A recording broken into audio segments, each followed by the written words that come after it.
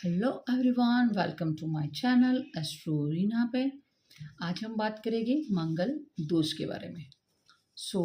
मंगल दोष के बारे में जानने से पहले मैं चाहूँगी कि आपका आइडिया क्लियर हो। मंगल ग्रह क्या है, राइट? मंगल के 12 भावों में रिजल्ट क्या है, कैसे मांगलिक दोष बनता है, उसके उपाय क्या है। उपाय में भी हम पर्टिकुलर प्रैक्टिकल उपाय पे डिस्कस करेंगे। अगर आप वीडियो के एंड तक बने रहते हैं तो आप खुद ही सीख जाओगे कि अपनी कुंडली में मंगल दोष है कि नहीं, ये कैसे देखें। ये आपका आइडिया क्लियर हो जाएगा और आपको कोई दिक्कत नहीं होगी जब आप मैरिज का टाइम आए और आप सोचे मंगल दोष मेरी कुंडली में है कि नहीं है, और अगर है भी तो उसका प्रैक्टिकल रेमेडी क्या है, that I will say you at the end of the video, right? Let's start. सबसे पहले हम बात करेंगे मंगल ग्रह क्या है।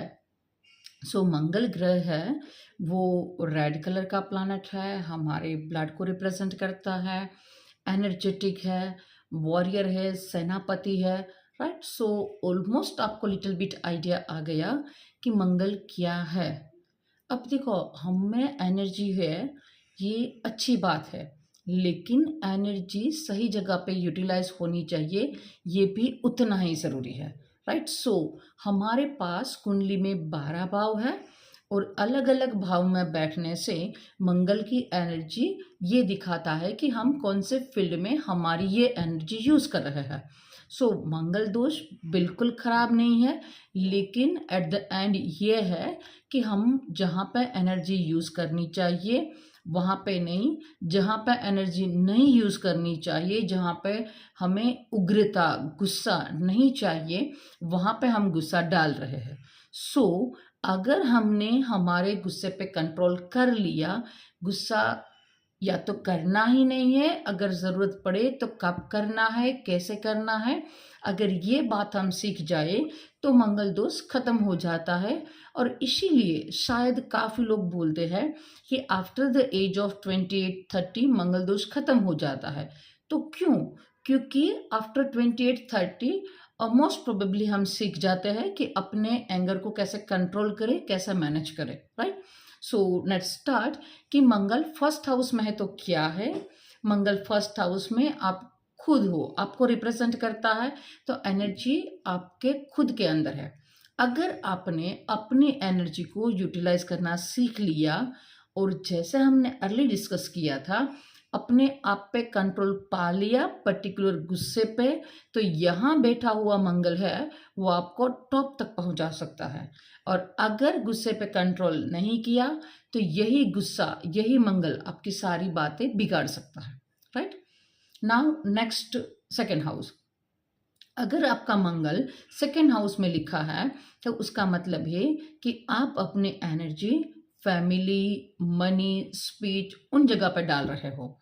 ये प्लस माइनस दोनों है। अगर पैसे के लिए डाल रहे हो, आज के ज़माने में पैसा इम्पोर्टेंट है और आपका फोकस, आपका एनर्जी पैसा में जा रहा है, दैट्स गुड।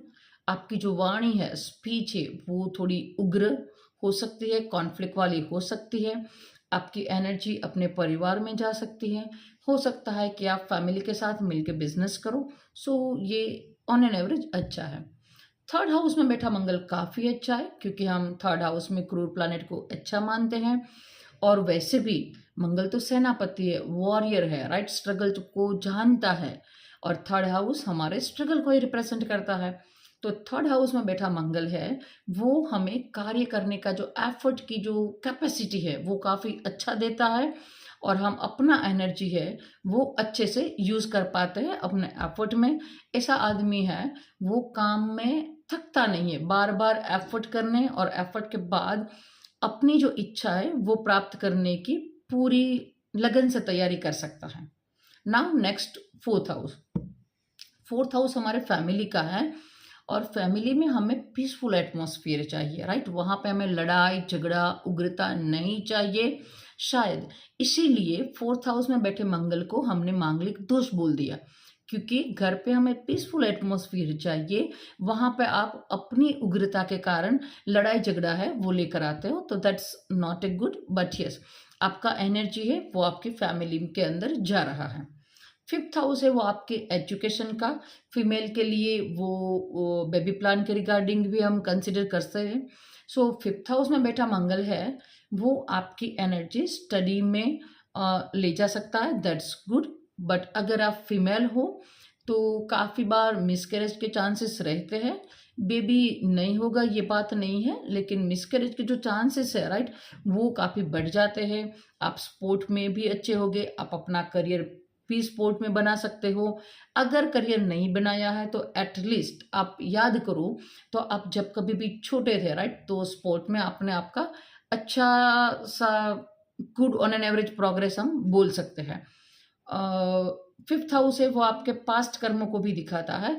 सो शायद आपके अंदर जो एनर्जी है राइट, वो आपके पास्ट बर्थ से भी कहीं ना कहीं कनेक्टेड हो सकती है। So fifth house on an average अच्छा है। सिक्स्थ हाउस आपकी जॉब का है। सो सिक्स्थ हाउस में बैठा मंगल आपको आपकी जॉब में आपकी एनर्जी ले जाएगा।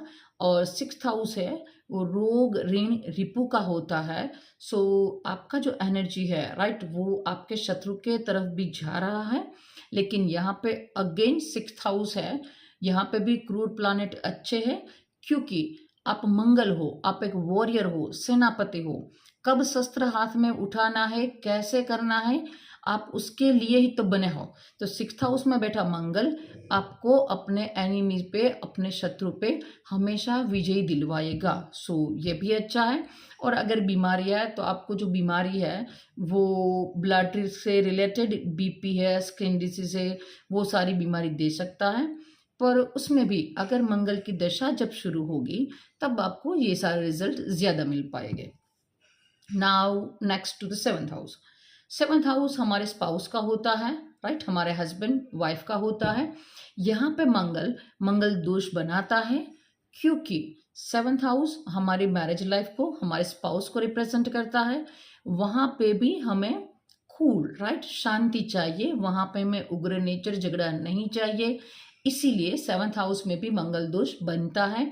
यस, आपकी एनर्जी है वो आपके स्पाउस में जा रही है, आपके बिजनेस पार्टनर में जा रही है, ये अच्छी बात है। लेकिन यहाँ पे मैरिज वाला भी एक पार्ट आ जाता है, तो हम सेवंथ हाउस में बैठे मंगल को इतना अच्छा नहीं मानते हैं right. So next to the eighth house. Eighth house occult science का है, डिप नॉलेज का है, तो आप उस फील्ड में अपनी एनर्जी लगाइएगा, दैट्स गुड।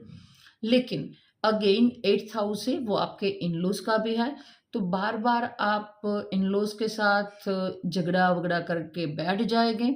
सो अच्छा नहीं है, क्योंकि मैरिज में आप अपने स्पाउस के साथ तो जुड़ते ही हो, लेकिन इनलॉज के साथ भी ये मैरिज है दो फैमिली के बीच का है राइट। सो अगर आप उसकी फैमिली से लड़ पड़ते हो तो दैट्स नॉट गुड, ये एक अच्छी बात नहीं है। तो एट्थ हाउस में बैठा मंगल भी मांगलिक दोष बनाता है। Now ninth house. Ninth house आपके फादर का है, आपका लक का है, तो आपकी एनर्जी आपके फादर में लक पे, रिलीजियस एक्टिविटी में जाएगी, that's also good. Tenth house is the best position for the Mangal right, क्योंकि टेंथ हाउस हमारे कर्मों का है, हमारे बिजनेस का है राइट। सो अगर आपने देखो अपने अपना एनर्जी कर्म में या बिजनेस में लगाया, थोड़ा सा उग्र नेचर हो गया बिजनेस में राइट, सो वो भी अच्छा है। तो टेंथ हाउस है वो मंगल के लिए सबसे बेस्ट पोजीशन है। 11th हाउस आपके इच्छा पूर्ति का है, तो ये भी अच्छा है, क्योंकि आप अपनी इच्छा पूर्ति के लिए पूरी एनर्जी है वो यूज करना जानते हो कैसे करना है, और इसके लिए आप एफर्ट भी करोगे। हाँ, एक बात है कि आप किसी की बात नहीं सुनोगे, क्योंकि आपका गोल तय है आपके दिमाग में, कैसे करना है वो भी आपके दिमाग में तय है। And now the next 12th house. 12th house है फॉरेन लैंड का, जेल का, अस्पताल का राइट। सो ये काफ़ी अच्छा नहीं है, क्योंकि 12th हाउस में आपका एनर्जी है वो इन चीज़ों में जाएगा। और 12th हाउस में बैठकर मंगल अपनी 8वीं दृष्टि से वो 8th हाउस को देख लेगा, 7th हाउस को भी देखेगा राइट। सो ये बात अच्छी नहीं है, नो नो नो। मंगल 12th हाउस में बैठकर आपके 6th हाउस को भी देखेगा और 7th हाउस को भी देखेगा। सो 7th हाउस पे उसका दृष्टि पड़ा, उसी के कारण हम यहाँ पे मांगलिक दोष बोलते हैं राइट। सो क्लियर है मंगल का 12 भाव में बैठने का रिजल्ट। और मंगल दोष हम कब बोलते हैं? जब मंगल फर्स्ट हाउस में बैठे, फोर्थ हाउस में बैठे, सेवंथ हाउस में बैठे, एट्थ हाउस में और 12th हाउस में। क्यों? क्योंकि फर्स्ट हाउस में बैठा मंगल सेवंथ हाउस पे डायरेक्ट एस्पेक्ट डालेगा, क्योंकि मंगल का दृष्टि होता है 4, 7 और 8। जहां पे भी मंगल बैठा है वहां से एंटी क्लॉक डायरेक्शन में जाइए तो फर्स्ट हाउस से वो अपनी 7वीं दृष्टि से 7वें घर को देखेगा। फोर्थ हाउस में बैठा मंगल अपनी 4थी दृष्टि से 7th हाउस को देखेगा, राइट। 7th हाउस में तो मंगल बैठ गया तो 7th हाउस ऑलरेडी खराब कर दिया। 8th हाउस में बैठा मंगल क्यों खराब है? क्योंकि वो आपके इनलॉज का हाउस है। और अगेन आई रिपीट कि 12th हाउस में अगर मंगल है तो वो आपके 6th हाउस को भी देखेगा 7वीं दृष्टि से, और 8वीं दृष्टि से आपको 7th हाउस को देखेगा। तो जब कभी भी मंगल का कनेक्शन 7th हाउस के साथ होता है तो हमने उसको मांगलिक दोष बोला है।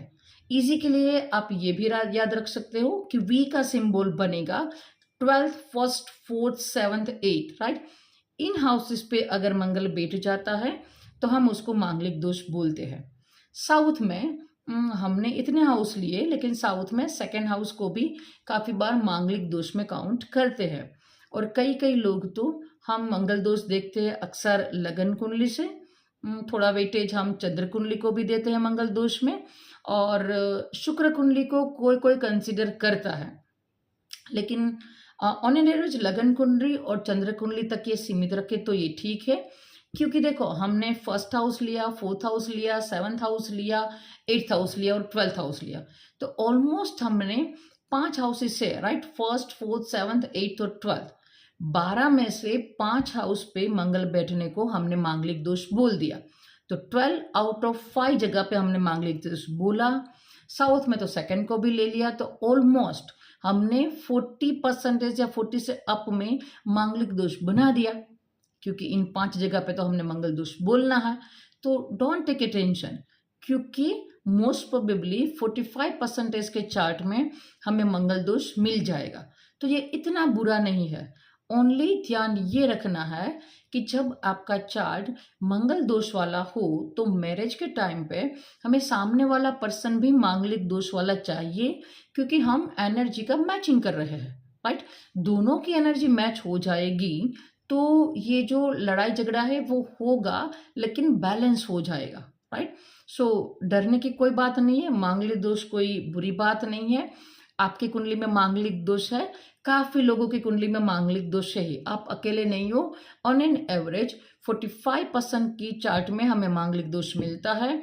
और अगर आप लगन कुंडली से भी देखें, चंद्र कुंडली से भी देखें, और अब मैं उसमें शुक्र कुंडली भी एड ऑन कर दूँ, राइट, सो काफ़ी सारी चार्ट है वो मांगलिक दोष में आ जाएंगे।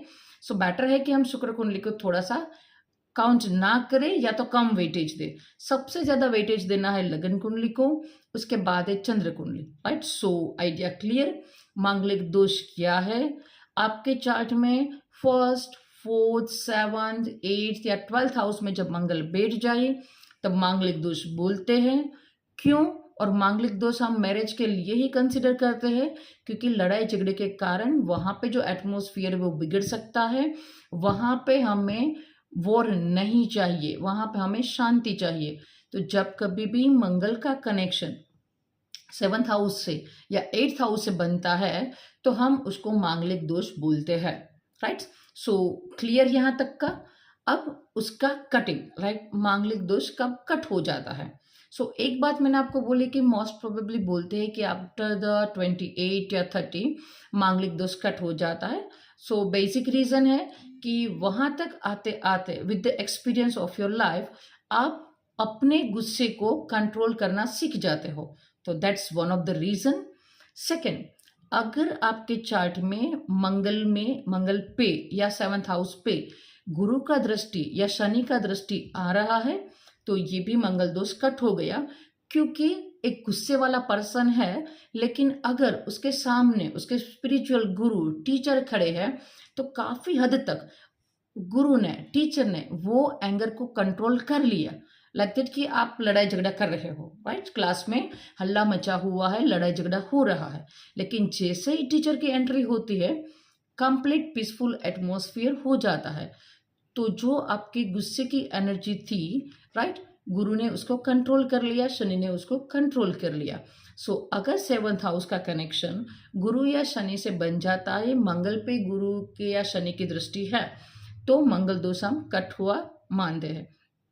सेकंड, अगर मंगल खुद अपने ही घर में है, राइट, तो सोचो आदमी कितना भी बुरा हो, राइट, लेकिन अपने खुद को घर को डैमेज नहीं करेगा, राइट। सो खुद के घर में बैठा भी, यानी कि 1 नंबर के साथ मंगल लिखा है, 8 नंबर के साथ मंगल लिखा है, तो वो भी कम हो गया क्योंकि वो अपने घर में बैठा है। और या फिर मंगल नीच का हो, राइट, कर्क राशि में बैठा मंगल भी कम मांगलिक चार्ट बनाएगा।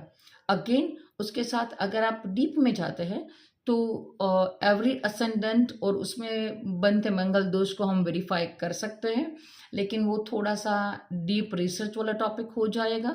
सो ये हम यहाँ पे डिस्कस नहीं करते, इतना ही रखते कि 1st 4th 7th 8th में बैठा मंगल मांगलिक दोष बनाता है, अपने घर का हो तो कम है, गुरु या शनि का दृष्टि हो तो कम हो जाता है।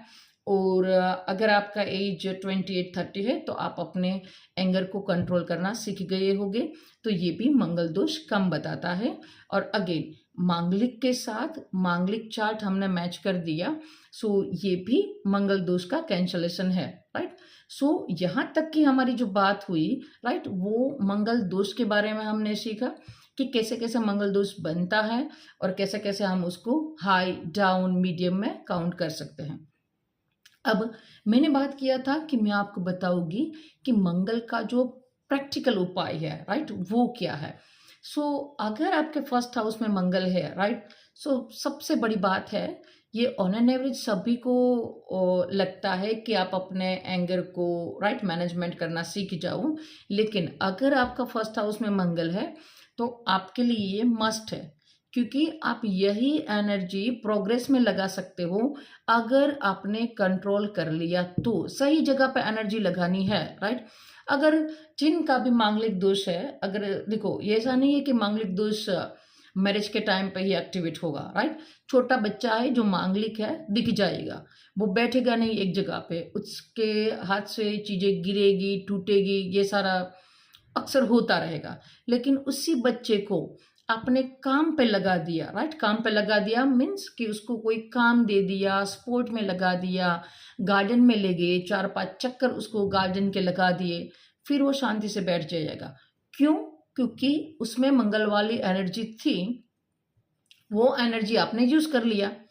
अगर अनयूज्ड एनर्जी है तो वो कहीं पे भी लगाएगा और तोड़फोड़ कर सकता है। अक्सर पाया गया है कि मंगल वाले लोग इतने गुस्से वाले होते हैं कि कभी कभार अपनी खुद की सेल्फ को भी नुकसान कर देते हैं, लाइक दैट कि अपना ही सिर दीवार पे पटकना, राइट, कुछ तोड़ना फोड़ना, राइट, ये सारी चीजें हम मांगलिक पर्सन में देख सकते हैं, राइट। पर इस गुस्से को कंट्रोल करो या तो अपनी एनर्जी को यूटिलाइज करो, राइट। सो 1st हाउस में बैठा मंगल आपका एंगर मैनेजमेंट है, ये आपके लिए मस्ट हो जाएगा, राइट। 4th हाउस में बैठा मंगल है कि जो कैसे कंट्रोल करते हैं उसको। देखो आप मोस्ट प्रोबेबली लड़ाई झगड़ा घर पे करते हो जहाँ जरूरत नहीं है। 10th हाउस में बैठा मंगल मैंने क्यों अच्छा बोला, क्योंकि आप बिजनेस पे फाइट करते हो, लड़ने की ताकत रखते हो, कंपटीशन करते हो, दैट्स गुड। घर पे हमें नहीं चाहिए। सो 4th हाउस में बैठा मंगल किसी का है तो मेक श्योर आप घर पे टाइम कम व्यतीत कीजिए। मोस्ट प्रोबेबली आपका शेड्यूल बिजी रखें, आप वर्किंग जो एनवायरनमेंट है उसी के साथ जुड़े रहे। एंड पर्टिकुलर बॉयज़ का तो काम रहेगा ही कि लड़के ऑफिस में या बिजनेस के साथ इन्वॉल्व हो गए ही। मोस्ट प्रोबेबली आजकल के टाइम पे लड़कियां भी काम करती ही है, लेकिन फिर भी अगर आपकी कुंडली में 4th हाउस में मंगल है, राइट, सो मेक श्योर आपको काम करना ही है, राइट। गेन आपके लिए सेकंड ऑब्जेक्ट हो जाएगा, लेकिन आपकी शादी को स्मूथ रन करने के लिए घर पे कम से कम टाइम स्पेंड करो, राइट। सो 1st हाउस का रेमेडी हो गया, अपने खुद का एंगर मैनेजमेंट करो। 4th हाउस के मंगल का रेमेडी है घर पे टाइम ज्यादा व्यतीत नहीं करना है, बिजनेस जॉब किसी ना किसी आउटर सेक्टर के साथ जुड़े रहो, चाहे आप लड़का हो या लड़की हो। 7th हाउस में बैठे मंगल का है कि आप जिम ज्वाइन करो और पर्टिकुलर अपने पार्टनर के साथ, क्योंकि आपका 7th हाउस में मंगल है, तो अपने पार्टनर के साथ आप जिम जाना शुरू करो, ऑटोमेटिक रेमेडी सेट हो गया। 8th हाउस का मंगल है, तो आप ट्राई करो कि अपने इन लॉज के साथ बातचीत तो करो लेकिन उलझो मत, राइट। कोई कॉन्फ्लिक्ट है, कोई मुद्दा है, उसको लेकर लड़ाई झगड़ा मत करो, शांत रहो, तो कोई प्रॉब्लम नहीं होगी, राइट।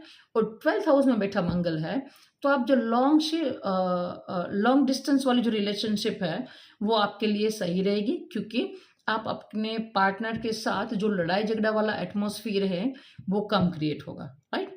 सो गाइस, हमने आज सीखा मंगल ग्रह क्या है, मंगल दोष क्या है, मंगल के 12 भावों में बैठ के रिजल्ट, कब मंगल दोष कट होता है, और मैंने जो आपको उपाय दिए हैं वो प्रैक्टिकल दिए हैं।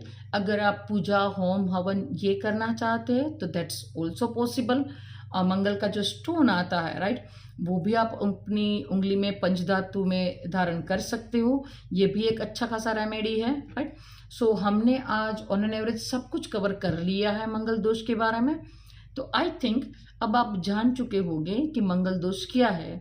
आप अपनी अपनी पत्रिका उठाओ, लगन कुंडली से देखो, 1st 4th 7th 8th या 12th हाउस में मंगल नहीं होना चाहिए। चंद्र कुंडली से भी देखो, चंद्र कुंडली से भी same 1st 4th 7th 8th या 12th हाउस में मंगल नहीं होना चाहिए। अगर है, राइट, सो कोई बुरी बात नहीं है, क्योंकि ऑन एन एवरेज 45 यानी कि करीबन हमने 50% के लोगों के चार्ट में मंगल दोष होता ही है, बुरा नहीं है। इन लोगों में कार्य करने की जो ऊर्जा है वो एक हायर लेवल पे होती है, तो उसका यूज होना चाहिए। अगर अनयूज्ड रहेगा तो वो एनर्जी बाहर निकलनी है, लेकिन गलत जगह पे निकलेगी। सो मंगल दोष की बजाय मैं ये बोलूँगी कि मंगल एक्टिव है उन लोगों का ज़्यादा। सो उसका यूज़ कहाँ पे करना चाहिए, वो एक वेल मैनेजमेंट वाला प्लान है, राइट, वो आपके पास होना चाहिए। सो आज की हमारी जो ये डिस्कशन थी मंगल दोष पे, आई होप कि आपका पूरा आइडिया क्लियर है। आप अपने चार्ट पे देख पाएंगे मंगल दोष है कि नहीं। अगर है भी तो मैंने आपको दूर करने के उपाय बता दिए। फिर भी अगर आप मैरिज के रिगार्डिंग थोड़े से ज़्यादा सीरियस है और अपना चार्ट मैच करवाना चाहते हैं तो you can message me on my number, right. So यहाँ तक रखते हैं और आई होप कि आइडिया क्लियर है, right. So let's bye, stay blessed.